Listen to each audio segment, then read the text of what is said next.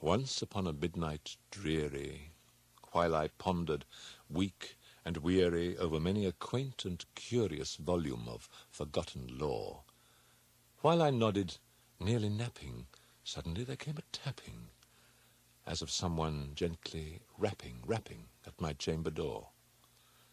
"'Tis some visitor," I muttered, tapping at my chamber door. Only this and nothing more. Ah, distinctly I remember it was in the bleak December, and each separate dying ember wrought its ghost upon the floor. Eagerly I wished the morrow.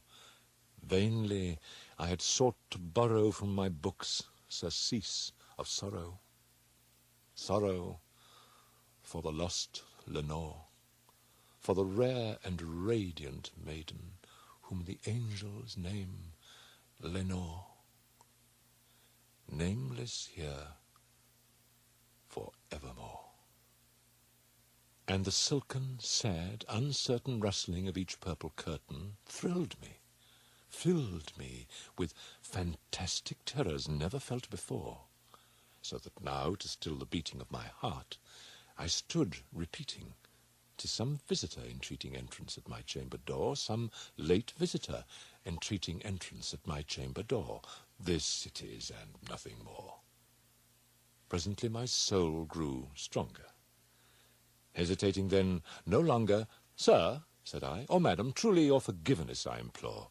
But the fact is I was napping, and so gently you came rapping, and so faintly you came tapping at my chamber door, that I scarce was sure I heard you.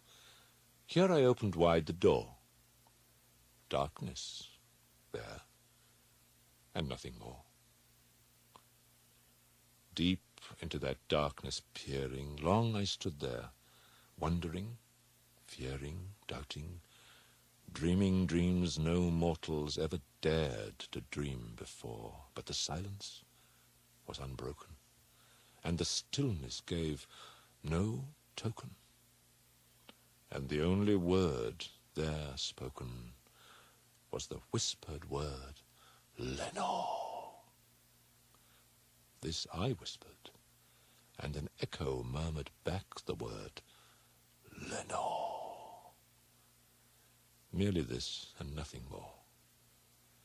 Back into the chamber turning, all my soul within me burning, soon again I heard a tapping, something louder than before. "Surely," said I, "surely that is something at my window lattice. Let me see, then, what thereat is, and this mystery explore. Let my heart be still a moment, and this mystery explore. 'Tis the wind, and nothing more." Open here I flung the shutter, when, with many a flirt and flutter, in there stepped a stately raven of the saintly days of yore. Not the least obeisance made he, not a minute stopped or stayed he, but with mien of lord or lady, perched above my chamber door, perched upon a bust of Pallas, just above my chamber door, perched and sat, and nothing more.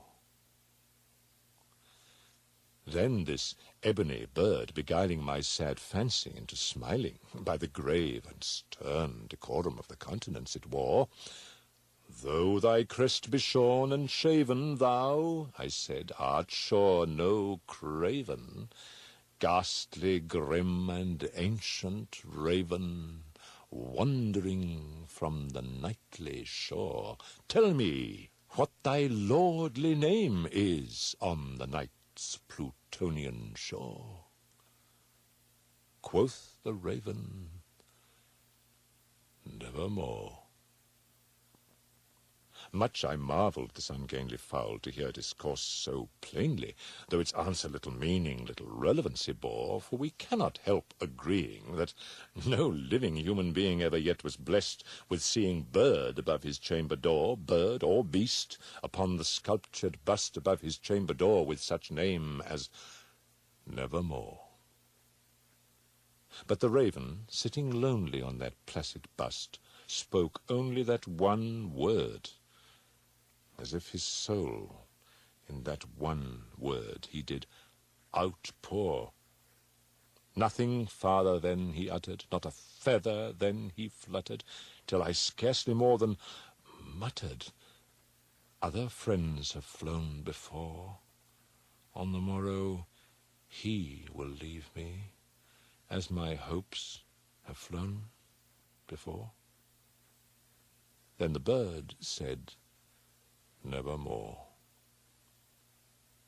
Startled at the stillness broken by reply so aptly spoken, doubtless, said I, what it utters is its only stock and store, caught from some unhappy master, whom unmerciful disaster followed fast and followed faster, till his songs one burden bore, till the dirges of his hope that melancholy burden bore, of never, nevermore.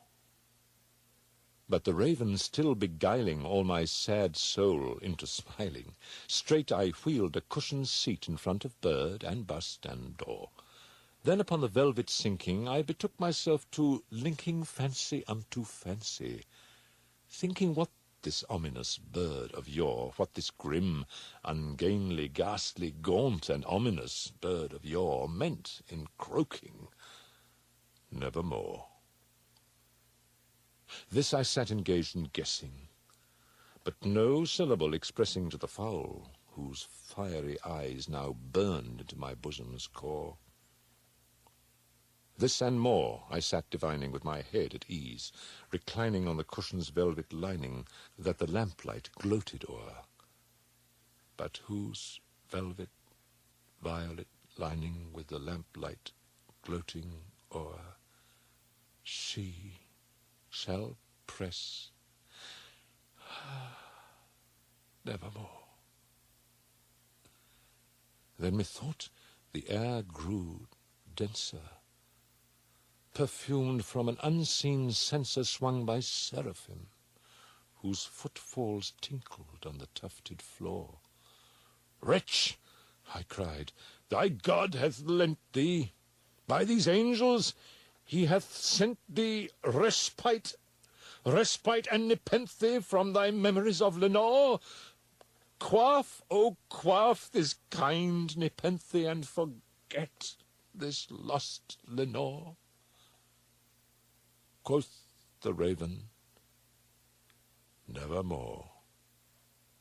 Prophet, said I, thing of evil, prophet still, if bird or devil, whether tempter sent or whether tempest tossed thee here ashore, desolate yet all undaunted on this desert land enchanted, on this home by horror haunted, tell me truly, I implore, is there balm in Gilead?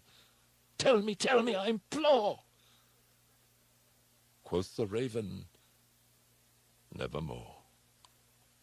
Prophet, said I, thing of evil, prophet still, if bird or devil, by that heaven that bends above us, by that God we both adore, tell this soul with sorrow laden, if within the distant Aiden it shall clasp a sainted maiden, whom the angels name Lenore, clasp a rare and radiant maiden, whom the angels name Lenore. Quoth the raven, nevermore. Be that word our sign of parting, bird or fiend, I shrieked, upstarting, get thee back into the tempest and the night's Plutonian shore. Leave no black plume as a token of that lie thy soul hath spoken. Leave my loneliness unbroken. Quit the bust above my door. Take thy beak from out my heart, and take thy form from off my door. Quoth the raven, nevermore. And the raven, never flitting, still is sitting, on the pallid bust of Pallas just above my chamber door. And his eyes have all the seeming of a demon's that is dreaming, and the lamplight o'er him streaming throws his shadow on the floor.